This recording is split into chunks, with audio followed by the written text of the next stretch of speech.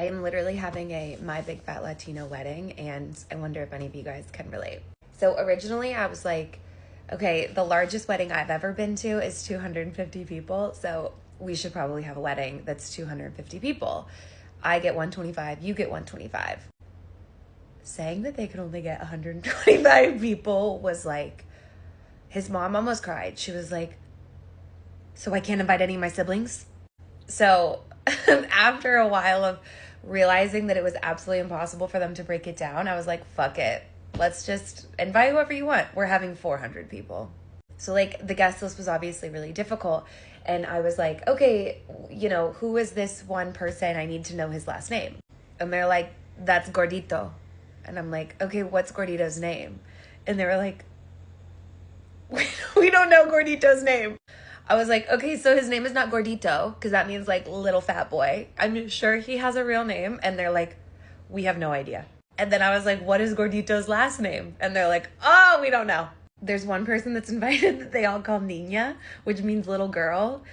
And she's like 85 years old and her name is not Niña. But I'm like, I need these for like the address. And they're like, just write it to Gordito. He'll know. One thing that was really funny is that we sent, I don't know if this is just in El Salvador, but we sent a letter to El Salvador, and the address was literally put it in front of the gas station. So it was just like her name, put it in front of the gas station in El Salvador. Like obviously it had like a little bit of direction, but I'm like, was there no house number? Another thing that really made me laugh on the names is that last night we were trying to find this name in our guest list, and they were like, oh my God, did we forget Mauricia? Did we forget Mauricia? And I was like, oh my God, let me check my 400 person list to see if I can find Mauricia.